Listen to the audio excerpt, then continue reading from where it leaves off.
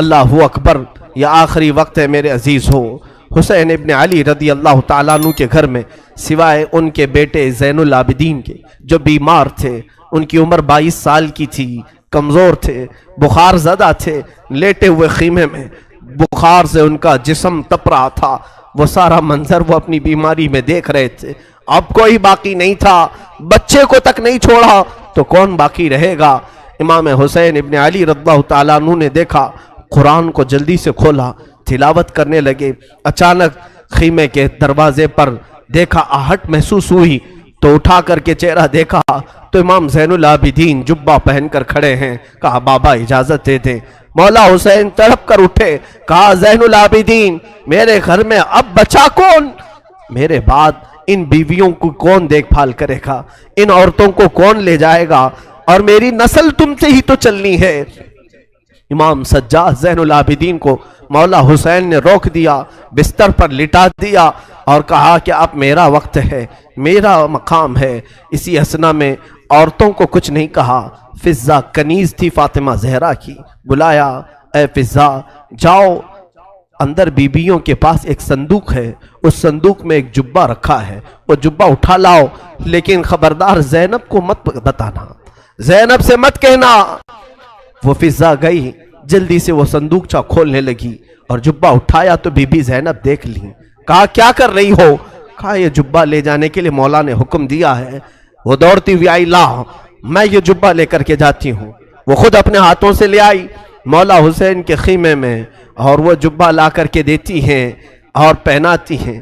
امام حسین نے کہا زینب تجھے معلوم ہے اماں کہتی تھیں، فاطمہ الزہرا نے کہا تھا حسین یہ جبہ سنبھال کر رکھنا، یہ تیرے بابا حیدر کرار کا ہے جو رسول اللہ نے انہیں دیا تھا، اور مجھے وصیت کی تھی فاطمہ تیرا بیٹا جب بھی مصیبت میں آئے تو یہ جبہ اسے پہنا دینا۔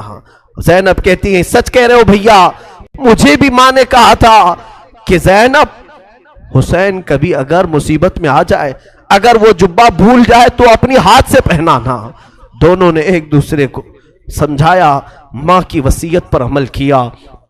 وہ کیسا منظر تھا جب حسین دولہا کی شکل اختیار کر گئے تھے، رسول اللہ صلی اللہ علیہ وسلم کا امامہ پہنا ہوا ہے اور جبہ مبارکہ حیدر کرار کا جو رسول کا عطا کیا ہوا ہے، جعفر طیار کا پٹا باندھا، اور امیر حمزہ رضی اللہ تعالیٰ عنہ کی تبرکات آپ کے ساتھ تھے، تلوار حیدر کرار کی ذوالفقار آپ کے ہاتھ میں تھی۔ یہ سارا منظر پورے خیمے کو رلا گیا، جیسے کوئی جوان شہزادہ دولہا بارات میں جاتا ہے خیمہ حسین سے۔ یہ پوری تیاریوں کے ساتھ حسین ابن علی نکل رہے تھے۔ مجھے وہ منظر یاد کر کے بڑا دکھ ہوتا ہے۔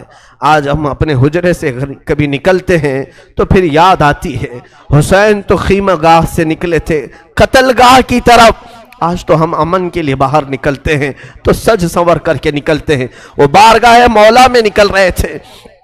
اسی اسنا میں حسین ابن علی رضی اللہ تعالیٰ عنہ کرم اللہ وجہہ الکریم باہر جانے کی تیاری میں ہیں۔ بیویوں کی ایک آہ نکلی، بی بی زینب نے کہا اور بی بی سکینہ نے کہا، سارے گھر کی عورتوں نے کہا بابا بھیا آپ کس کے حوالے ہمیں چھوڑ جا رہے ہیں؟ حسین ابن علی نے پیچھے عورتوں کی طرف دیکھا، کہا میں تمہیں اللہ اس کے رسول کے حوالے کر جا رہا ہوں، سب خاموش ہو جاؤ، میرے بعد کوئی نوحہ نہیں کرنا، میرے بعد کوئی ماتم نہیں کرنا۔ اس کے بعد صبر کی تلقین کی اور پھر آخری وصیت یہ تھی، خاندان نبوت کی بچیاں کبھی بے آبرو نہیں ہوتی، بے حجاب نہیں ہوتی، کسی کا پردہ ہٹنے نہ پائے، کسی کا حجاب سرکنے نہ پائے۔ ساری بیویوں نے سلام کیا، مولا حسین نکل کر اپنے گھوڑے ذوالجناح پر آئے۔ یہ بڑا عزیز گھوڑا تھا، حسین ابن علی کا بڑا وفادار گھوڑا ہے۔ ذوالجناح کو بھی ہم سلام پیش کرتے ہیں کہ حسین کی سواری پوری زندگی بھر وہ لے کر گھومتا رہا۔ ذوالجناح حسین ابن علی کی پیاس کی وجہ سے جب اسے پانی ملتا تو کبھی پیا نہیں کرتا تھا۔ یہ روایات بتاتی ہیں حسین ابن علی کے بعد اس گھوڑے نے کبھی پانی نہیں پیا، زندہ تو رہا لیکن کبھی پانی کو منہ تک نہیں لگاتا تھا۔ وہ ذوالجناح سوار جس کو تیار کر کے خیمے کے باہر کھڑا کیا گیا ہے، مولا حسین جیسی گھوڑے پر بیٹھے، بیویوں کی ایک الوداعی آواز آئی، अलविदाई आवाज आई कि हुसैन जाओ, खुदा तुम्हारा भला करे, अल्लाह तुम्हारा मुहाफिज है। घोड़े को एड़ लगाई मगर घोड़ा आगे नहीं बढ़ता था, घोड़ा आगे नहीं जाता था। जुलजनाह को मौला हुसैन ने कहा, ऐ जुलजनाह, तूने कभी मेरी नाफरमानी नहीं की, आज तक तूने मेरी कभी हुक्मातुली नहीं की। तो घोड़े को फिर एड़ लगाई और उसके कान पकड़ करके खींचा। वक्त बहुत कम है हुसैन के पास, चल आगे बढ़, चल आगे बढ़, आज तू अपने जौहर दिखा। मौला हुसैन पुकारते रहे, घोड़ा आगे नहीं बढ़ता रहा और घोड़ा झुक करके इशारे से पैरों की तरफ दिखा रहा था। हुसैन इब्ने अली उतर करके देखते हैं, बीबी सकीना सामने दोनों घोड़े के पैर पकड़ कर बैठी और जुलजनाह से कहती है, ऐ जुलजनाह, क्या तू बाबा को आखिरी बार ले जा रहा है? क्या तू आखिरी बार ले जा रहा है? हमारे घर की तमाम रोशनियां तू ले जा रहा है, हमारे घर का सूरज गुरूब करने ले जा रहा है। बच्ची छोटी सी घोड़े के सामने के पैरों को पकड़ कर बैठी है। मौला हुसैन घोड़े से उतर आए, बीबी सकीना को उठा लिया, गोद में उठा लिया, माथे के बोसे लिए और कहा, सकीना, तुमने अली असगर की मौत पर सब्र किया, अली अकबर पर सब्र किया, सारी लाशें तूने देखी, अब तू अपने बाबा के साथ भी सब्र का मुजाहरा कर, तू अपने बाबा के साथ भी सब्र का मुजाहरा कर। बीबी सकीना को इसी तरह लौटा दिया गया। वो खीमे में जाकर हसरत भरी निगाहों से देखती रह गई, चौखट पर खड़ी रह गई। मौला हुसैन ने घोड़े को एड़ लगाई, घोड़ा छलांग लगाता हुआ मैदान करबला में उतर पड़ा और जैसे ही यजीदियों को ललकारा, फिर एक आखिरी खुतबा हुसैन इब्ने अली ने दिया। मौला हुसैन ने आखिरी खुतबा दिया। वो खुतबा ये था, हम्द व सलात के बाद आपने पुकार कर कहा, ऐ यजीद की तरफ से आने वाले लश्करियों, क्या तुम मेरी हैसियत को नहीं जानते? अगर तुम्हें मालूम नहीं तो अब भी बहुत सारे सहाबा हैं जिन्होंने रसूल की जुबान से मेरी तारीफ में, मेरी फजीलत में जो हदीसें सुनी हैं, बयान करेंगे, जाओ तुम उनसे सुन लो। सहाबा अब भी बाहयात हैं। क्या मैं फातिमा का बेटा नहीं हूँ? क्या मैं हैदर करार अली मुर्तदा का शहजादा नहीं हूँ? क्या रसूलुल्लाह ने मेरे लिए ये नहीं फरमाया कि हसन हुसैन जन्नती जवानों के सरदार? क्या तुम्हें मालूम नहीं, मेरे आका मेरे लबों के बोसे लिया करते थे, मेरी गर्दन को सूंघा करते थे, क्या मेरा खून तुम्हारे लिए हलाल है? ये तकरीर इतनी लंबी हो गई। हुसैन इब्ने अली की इस आवाज पर यजीदियों में सन्नाटा छा गया, कई लोगों की आंखों से आंसू भी निकल पड़े। और यजीदियों में जब ये माहौल हुआ तो शिम्र जिल जोशन, अम्र बिन साद, जो बदबख्त अजली थे, उन्होंने भड़काना शुरू किया और बीच तकरीर में ही इमाम के तीर बरसाना शुरू किया। हुसैन इब्ने अली रज़ियल्लाहु ताला अन्हु के दरमियान तकरीर आपके लबों की तरफ तीर बरसाना शुरू किया। कहा कि बंद करो अब अपना बयान, तकरीर बंद करो, मुकाबले के लिए तैयार हो जाओ। इमाम हुसैन ने देखा कि ये अब किसी तरह बाज आना नहीं चाहते, मेरा खून पी करके ही इन्हें सुकून मिलेगा।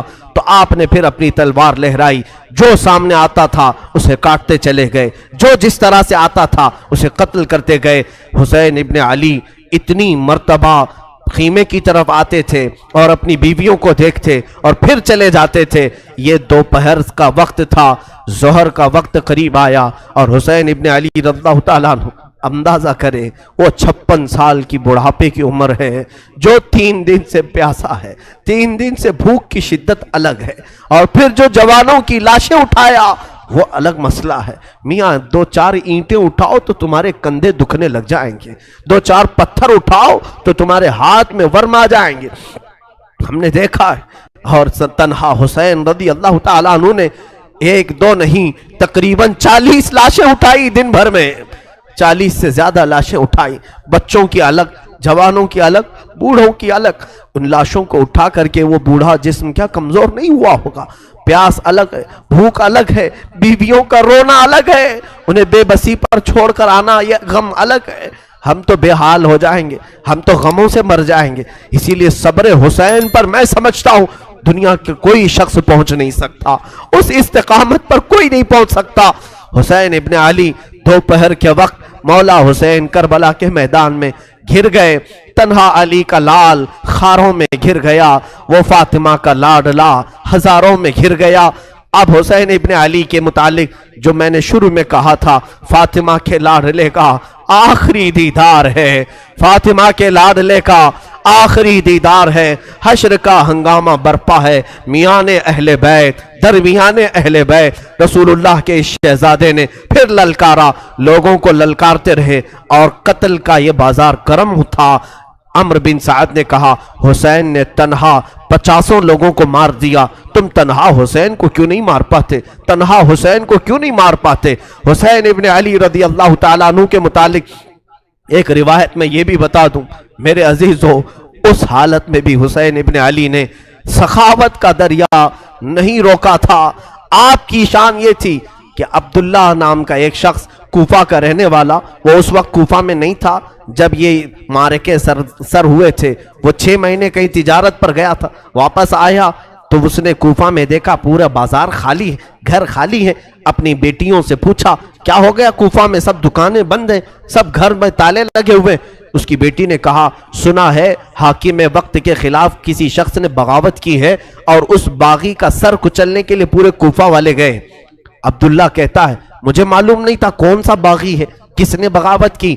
और फिर उनकी बेटियों ने कहा, अब्बा जान आप भी घर में ना बैठे, इसलिए कि हाकिम कूफा इब्ने जियाद ने ऐलान किया है अगर कूफा में किसी घर में कोई जवान बाकी रहा और करबला नहीं गया तो हम उसको तलवार से छलनी कर देंगे, कत्ल कर देंगे। तो अब्दुल्ला कहता है, मुझे डर था, मेरी जान का भी खौफ था कि अगर यहाँ रहते हुए पकड़ा गया तो मारा जाऊंगा। कहा ठीक है, मैं भी जाता हूँ उस बागी के खिलाफ, उस बागी को मैं भी मुकाबला करके कत्ल कर सकता हूँ, देखूंगा। अपना घोड़ा लिया, तलवारें ली और निकलने लगा। बेटी ने कहा, बाबा जान बहुत सारा लश्कर गया है उस बागी को कत्ल करने के लिए, आप भी उस लश्कर में मिल जाएं।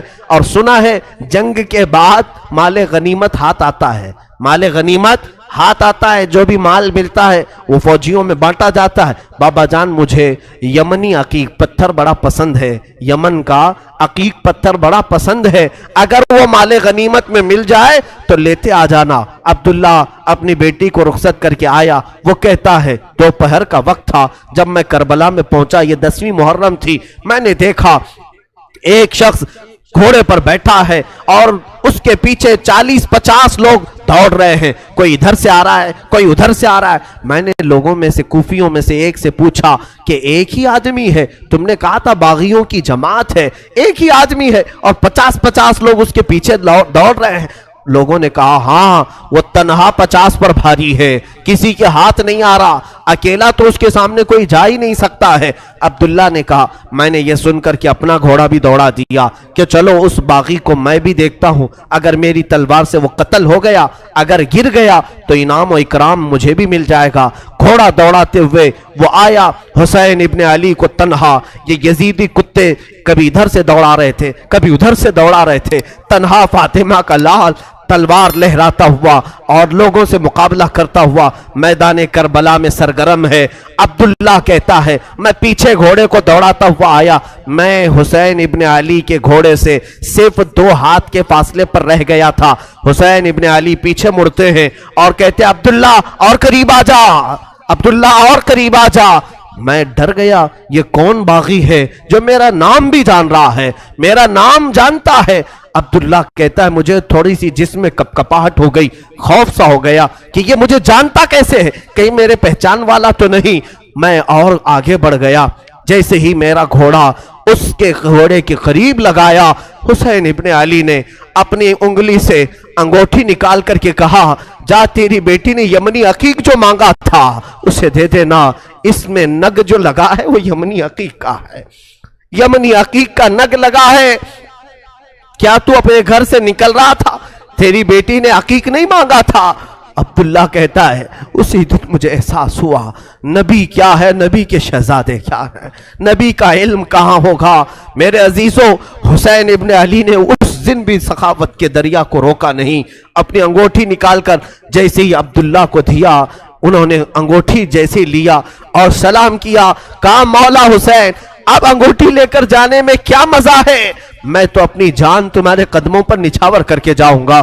یزیدیوں سے لڑتے لڑتے وہ حضرت عبداللہ بھی وہیں کربلا میں شہید ہو گئے، ان کے ہاتھ میں انگوٹھی ویسی کی ویسی رہ گئی۔ مولا حسین اس وقت بھی نوازنا نہیں چھوڑتے ہیں، عطا کرنا نہیں چھوڑتے ہیں، اسی لیے یہ سخاوت کا گھرانہ ہے، یہ سخی لوگوں کا گھرانہ ہے۔ اس گھرانے میں ان کی پرورش ہوئی ہے جہاں 5 دن بھوکے رہنے کے بعد بھی اگر کوئی فقیر آتا تو اسے یہ نواز دیا کرتے تھے، گھر کی ساری غذائیں دے دیا کرتے تھے۔ مولا حسین رضی اللہ تعالیٰ ان یزیدیوں کے جتھے میں ایسے گھر گئے تھے، دوپہر کا وقت آیا، اچانک آپ کو احساس ہوا جمعہ کا دن ہے، آج پوری دنیا میں میرے نانا کا خطبہ پڑھ رہے ہوں گے لوگ اور جمعہ کی امامتیں ہو رہی ہوں گی، حسین یہاں پر تنہا ہے، جمعہ کی نماز بھی نہیں ہو رہی ہے، مسافر پر جمعہ نہیں ہے، لیکن جمعہ کے وقت کا احترام تو کرنا ہی چاہیے تھا۔ آپ نے ان سے کہا اے لوگوں، ہاں میں جانتا ہوں مسافر پر جمعہ نہیں، کیا اس وقت کا احترام بھی نہیں کرو گے؟ جنگ بندی نہیں کر سکتے، جنگ تھوڑی دیر کے لیے روک نہیں سکتے کہ اس وقت کا احترام باقی رہے؟ اسی اسنا میں آپ نے کہا 2 رکعت نماز پڑھنے کی اجازت مل جائے۔ اللہ اللہ، حسین تمہارے سجدوں کو سلام۔ دنیا آج بھی قتل ہونے والے سے آخری خواہش پوچھتی ہے تو آخری خواہش لوگ یہ بتاتے ہیں گھر والوں سے مل لوں گا، فلاں وصیت کر دوں گا، یہ جائیداد کے پیپر دیکھ لوں گا۔ ہماری وصیتیں، ہماری خواہشات دنیاوی ہوتی ہیں۔ مولا حسین نے آخر وقت میں اگر کوئی تمنا کی تھی 2 رکعت نماز پڑھنے کی، 2 رکعت نماز پڑھنے کی۔ یزیدیوں نے کہا کہ آپ نماز پڑھ لیں۔ گھوڑے سے ذوالجناح سے نیچے اترے تھے، مولا حسین رکعت نماز کی باندھ لی اور بالکل اطمینان و سکون کے ساتھ نماز پڑھتے رہے، کسی کا خیال نہیں کیا۔ وہ تلواروں کی جھنکار میں بھی خوف نہیں تھا، کوئی ڈر نہیں تھا۔ رکوع اطمینان سے ہو رہا ہے، سجدہ اطمینان سے ہو رہا ہے۔ پہلی رکعت بھی مکمل ہوئی، دوسری رکعت میں گئے۔ عمرو بن سعد اور شمر ذی الجوشن نے پکار کر کے کہا اے ظالموں، اب کیا دیکھتے ہو؟ یہ اچھا موقع ہے، اس حسین کا خاتمہ کر دو، یہیں پر اس کا کام تمام کر دو۔ خولی بن یزید نام کا ظالم بدبخت ازلی قریب آیا اور سر امام حسین پر چڑھ گیا۔ اللہ اللہ، لوگوں نے یہ تک لکھا ہے آپ کے زانو مبارک پر جب سجدے میں آدمی گھٹنے لگاتا ہے تو ایک شخص نے ان کی ران پر پیر رکھا، دوسرا گھٹنا حسین ابن علی کی پیٹھ پر رکھا، گھٹنا رکھ کر کے ان کے اوپر زور دیا۔ مولا حسین کی سر مبارک جب سجدے میں تھا، ایک ظالم وحشی نے اپنی تلوار سے آپ کی زلفوں کو ہٹایا، آپ کی زلفیں چہرے کا حالہ بنائی ہوئی تھیں، سجدے میں گری ہوئی تھی۔ حسین ابن علی نے ان کی آہٹ پا کر کے بھی سجدے سے سر نہیں اٹھایا، سر کا امام کا سجدے ہی میں رہا۔ یقیناً امام نے سوچا ہوگا اب سر اٹھائے تو ظالموں کے لیے کیوں اٹھائے، وہ سر ہی بہتر ہے جو مولا کے حضور جھک جائے اور اسی اسنا میں مولا کے حضور پہنچ جائے۔ ایک ظالم نے آپ کی گردن پر تلوار رکھی اور زور سے کاٹ دیا۔ اس پیاسے امام کو بنا پانی کے، بنا کسی کھانے کے ذبح کر دیا گیا۔ وہ ذبح عظیم ہے۔ مولا حسین تیری شہادت پر لاکھوں سلام۔ انا للہ و انا الیہ راجعون۔ کلمہ توحید ہے تیری شہادت اے حسین، تو نہ ہوتا تو نہ رہ جاتی صداقت اے حسین۔ امام حسین علی مقام رضی اللہ تعالیٰ کربلا کے اس بے آب و گیاہ میدان میں اپنی جان آفری کے سپرد کر دی۔ مولا حسین کا سر مبارک تلوار سے الگ کیا گیا، جسم مبارک، جسم نازنین کربلا کے ریگزاروں میں بکھر کر رہ گیا۔ اب اندازہ کرو جو امام حسین ہر ایک کا لاش اٹھا کر لاتے تھے، حسین ابن علی کے لاشے کو اٹھانے والا اب کوئی باقی نہیں تھا، کوئی خیمے کی طرف سے اب آتا ہوا نہیں دکھائی دیتا تھا۔ جنہوں نے دوسروں کے شہزادوں کو بھی اٹھایا مگر خود اس طرح سے سو گئے کہ کسی پر بوجھ نہیں بنے، کسی پر اپنا وزن نہیں ڈالا۔ بیویاں اب خیمے میں تھی، یزیدیوں کے لشکر سے ایک پکار آئی، فتح مبین، فتح مبین۔ لوگ اپنی فتح کے جشن منانا شروع کر دیے کہ حسین کا خاتمہ ہو چکا ہے، اب یہاں پر ہمارے ساتھ مقابلہ کرنے والا کوئی باقی نہیں رہا، سب ایک کے بعد دیگرے ختم ہو چکے۔ لیکن میرے عزیزو، آج بھی میں تمہیں بتاؤں، اللہ کا فضل ہے، مولا کا کرم ہے، سید الشہداء کا یہ فیض ہے کہ بحمدہ تعالیٰ کئی سالوں سے میں ہر سال کربلا پہنچتا ہوں۔ 11ویں کے موقع پر جب ہم زیارت بغداد اور زیارت کربلا میں جاتے ہیں، میں کربلا 2 دن ٹھہرا بھی ہوں، اور ہر سال میرا معمول ہے اپنے جماعت کے ساتھ، اپنے قافلے کے ساتھ کربلا پہنچتے ہیں۔ آج کربلا کا وہ کوئی میدان وہاں نہیں، بڑی بڑی عمارتیں کھڑی ہیں پورے میدان میں، اور روضہ امام حسین جو بنا ہے، اللہ اکبر، اسے حرم حسین کہا جاتا ہے۔ دروازے تک سونے سے کلئی کیے گئے ہیں، گنبد پاک کو سونے سے رنگا گیا ہے، اور وہ حسین کا گنبد آج پورے شہر میں اجالا کر رہا ہے۔ کربلا میں ایک ہی قبر میں باقی 70 لوگ دفن ہیں، اور حسین ابن علی رضی اللہ تعالیٰ عنہ اور ننھے علی اصغر ایک قبر میں دفن ہیں، اور قریب ہی تھوڑے فاصلے پر عباس علمبردار بھی دفن ہیں۔ وہاں پر برسوں ان کی قبریں رہی، آج تو وہ روضہ حسین لاکھوں لوگوں کے جمع ہونے کا مرکز بنا ہوا ہے، لاکھوں لوگ وہاں جمع ہوتے ہیں، اور پھر روضہ حسین سے ہم سب تبرک حاصل کرتے ہیں۔ لیکن اس جنگ کا نتیجہ کیا نکلا؟ لڑے تو حسین کو ختم کرنے کے لیے، لیکن کربلا پر آج بھی حسین کا ہی قبضہ ہے۔ آج جا کر کے دیکھیں تو جگہ جگہ وہاں پر حسین کے ہی نام ہیں، ہر دکان پر امام حسین کا نام، ہر علاقے میں امام حسین کا پرچم لگا ہوا ہے، اگرچہ شیعہ لوگوں کی طرف سے ہو یا اہل بیت سے محبت کرنے والے معتدل لوگوں کی طرف سے ہو، لیکن حسین کا نام ہر کوئی وہاں پر لیتا ہے۔ تھی تو وہ زمین یزیدی لشکریوں کی، فتح تو انہیں حاصل کرنا تھا، کٹے ہوئے لاشیں تھے، وہاں پر کوئی نہیں تھا، لیکن لوگ اس وقت فتح مبین اعلان کر رہے تھے، یزیدی لشکر فتح ہو گیا۔ اے ظالموں، کہاں ہے وہ تمہاری فتح؟ 14 صدیاں گزر گئی، فتح کا جھنڈا اب بھی کربلا میں حسین کا لہرا رہا ہے۔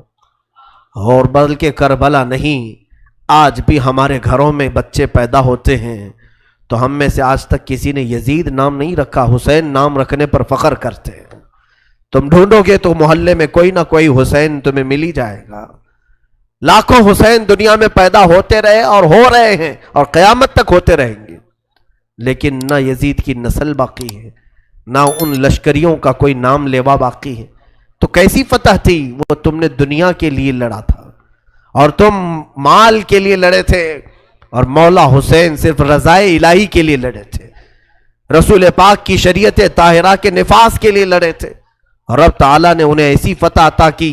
گھر لٹ گیا الگ بات ہے، لیکن ان کے ذکر پاک سے آج لاکھوں رونے والوں کی آنکھیں نم رہتی ہیں، لاکھوں نہیں کروڑوں آنکھیں روتی ہیں مولا حسین کے لیے۔ کیا آج ہر گھر میں حسین ابن علی کا تذکرہ نہیں ہوتا؟ مائیں اپنے بچوں کو حسین کے واقعات نہیں سناتی؟